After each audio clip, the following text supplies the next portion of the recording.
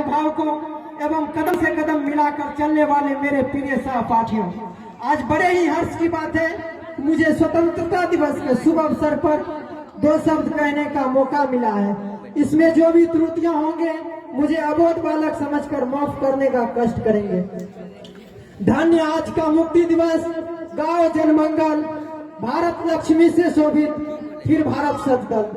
तुम मुझे ध्वनि करो, महात्मा गांधी की जय, नव भारत के शुभ सारथी वह निसंशय। राष्ट्र नायकों का है पुनः कर अभिवादन, जीर्ण जाति में भरा जिन्होंने न्यूतन जीवन। 15 अगस्त 1947 का दिन भारतीय इतिहास का स्वर्णिम दिन है, जहां से उन्मुख भारत का अभिनव अध्याय खुलता है। इसी 15 अगस्त के दिन विदेशी शासनों के बादल छटे थे, विदेशियों के अत्याचार का करकाबाद बंद हुआ था, उसके शोषण का शोषित शराब रुका था। उस दिन की उषा वंदनी नहीं थी, उस दिन की सुहावनी किरणों पर दास्ता की कोई परछाई नहीं थी। उस दिन की सिंदूरी सवेरा पक्षियों की चहचहाट और देशवासियों की खिलखिलाहट से अनगुंजित हो रहा था। देश भर में जन जीवन ने नई अंगड़ाई ली थी, एक नई ताजगी का ज्वार सरबत लहरा रहा था। गली गली में उमंगों के कुमकुम उड़ रहे थे, खुशियों के हिंडोले पर जनमन हिंडोलित हो रहा था। सन 1192 ईस्वी में पृथ्वीराज के पराजय पर हमारे स्वतंत्र सूर्य को ग्रहण लग गया, किंतु 1757 के प्लासी के युद्ध में तो अंग्रेज असुरों ने उसे पूरी तरह ग्रस्त कर लिया। परिणामतः भारत माता पूरी तरह वंदनीय हो गई और हम उनके संतान पूर्णतः श्रृंखलित। हम जानते हैं कि जब स्वतंत्रता चली जाती है तो जीवन निस्तेज हो जाता है, उसमें कोई उत्साह नहीं रहता। स्वतंत्रता यदि स्वर्ग है तो परतंत्रता साक्षात नरक। परतंत्रता अत्याचार और डकैती की आवानूसी प्रणाली है। आर्य इंगलसोल ने भी कहा था, नेत्रों के लिए जैसे प्रकाश है, फेफड़ों के लिए जैसे वायु है, हृदय के लिए जैसे प्यार है, उसी प्रकार हमारी आत्माओं के लिए स्वतंत्रता है। इस खोई हुई स्वतंत्रता को प्राप्त करने के लिए हमारे देश के अनगिनत नौजवान फांसी के तख्ते पर हंसते हंसते झूल गए। कितनी माताओं ने अपनी नौनिहालों को ममता की गोद से उछालकर भाले के नोकों पर तन जोने के लिए अपने हृदय पर पत्थर रख लिया। कितनी बहनों ने अपने माथे में सिंदूर के बदले राख का टीका लगाना स्वीकार किया।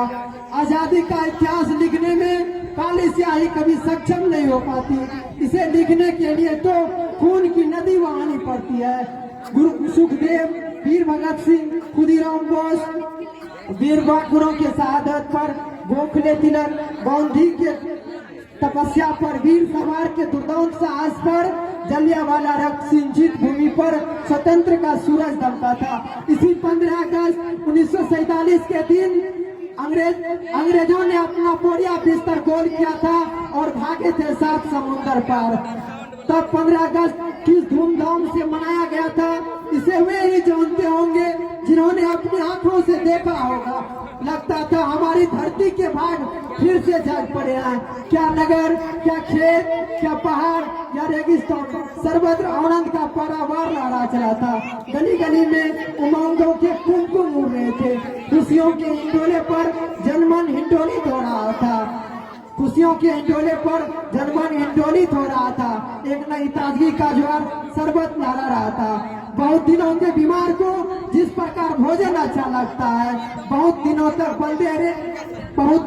बंद अंधेरे कमरे में कैद रहने के बाद खुली हवा जितनी मनभावनी लगती है, वही स्थिति उस दिन भारत के बच्चे बच्चे की हो गई थी। हमारे मन प्राणों में बस एक ही रागनी बज रही थी, नहीं चाहते हम धन वैभव, नहीं चाहते हम अधिकार, बस स्वतंत्र रहने तो हमको और स्वतंत्र कहे संसार। तब से यह 15 अगस्त हमारे समक्ष एक राष्ट्रपर्व की भांति आता है, खुशियों का बहार लूटा जाता है। इस दिन सारे देश भर में जन अवकाश रहता है। इस दिन राष्ट्र ध्वज तिरंगे को फहराया जाता है। राष्ट्र ध्वज तिरंगे को न्यायालय, कार्यालय, महाविद्यालय, विद्यालय सभी पर राष्ट्र ध्वज तिरंगे को फहराया जाता है। जन गण मन अधिनायक जय हे भारत भाग्य विधाता, यह राष्ट्रगान गाया जाता है। मिठाइयों खिलाई हो खिलाई जाती है। इस दिन नौजवान कवि गोष्ठी मुशायरे के विशेष कार्यक्रम रहते हैं। रात में घर बाहर दीप मलिकाओं से सजाया जाता है। लगता है एक बार पुनः दीपावली आ गई, समय से पूर्व ही दीपावली आ गई हो। पत्रिकाएं तो गजब बाहर कटती है, पत्रिकाएं तो निबंधों और तरह तरह की कहानियों से सज जाते हैं। स्वतंत्रता आई थी कनक सिंहासन पर नहीं, वरन पांव पैदल रक्त स्नान कर। इसी दिन भारत माता के छाती के दो टुकड़े हुए थे। इसी दिन भारत माता के छाती के दो टुकड़े हुए थे।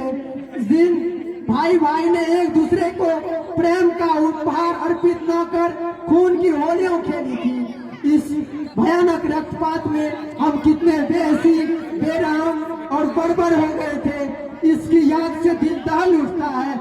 लगता आज भी कहीं जैसे सीने में कहीं कांटा चुभ रहा हो, जिसे हमने समय की माफिया से बहुत कुछ भूलने की चेष्टा की हो।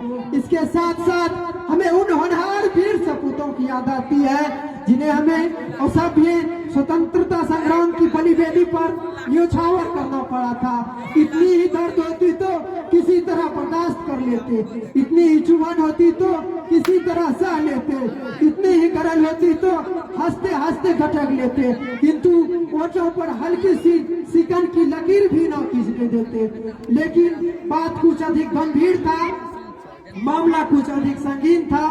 जब से हम स्वतंत्र हुए हैं तब से और परतंत्र हो गए हैं, प्रमुखापेक्षी हो गए हैं। स्वतंत्रता के पहले अंग्रेजों का भूत जितना सवार नहीं था उतना अब हो गया। संविधान तक हम भले ही स्वतंत्र हो गए हैं, किंतु हमारी भाषा आज भी अपनी नहीं हो पाई है। स्वतंत्रता के पहले हमें राष्ट्रता कूट कूट कर भरी थी, अब वह भी लुप्त होने जा रहा है। हम भिक्षा की झोली किसी के समक्ष फैलाने में लज्जा का अनुभव नहीं करते। हम अन्न, दवा, हथियार इत्यादि के लिए अपने देश की भावी संतति की गिरवी रखते चले जा रहे हैं। हम अपने देश की भावी संतति की गिरवी रखते चले जाए हैं। स्वतंत्रता के पहले हमें राष्ट्रता कूट कूट कर भरी थी, अब वह भी लुप्त होने जा रहा है। रोज बेरोज जातीय प्रजातीय इनके झगड़े प्रमाण है। हमें तेलंगाना चाहिए, हमें झारखंड चाहिए, हमें भारत चाहिए। अब लगता है भारत किसी को नहीं चाहिए। हमारे देश में धर्म और मजहब को मानने की पूरी स्वतंत्रता है, किंतु हमें उनका अनुचित लाभ नहीं उठाना चाहिए। हमारे देश में धर्म और मजहब तभी तक है जब तक हमारा देश सुरक्षित है। यदि देश ही खतरे में पड़ जाए तो हम और हमारा धर्म कहाँ रहेगा। हमें उन बातों को प्रोत्साहित करना चाहिए जिससे एकता की भावना मजबूत हो। हमें उन बातों को प्रोत्साहित करना चाहिए जिससे एकता की भावना मजबूत हो। कहने के लिए तो बहुत कुछ है, लेकिन समय के अभाव के कारण मैं अपनी वाणी को यहीं पर विराम करता हूँ। जय हिंद, जय भारत।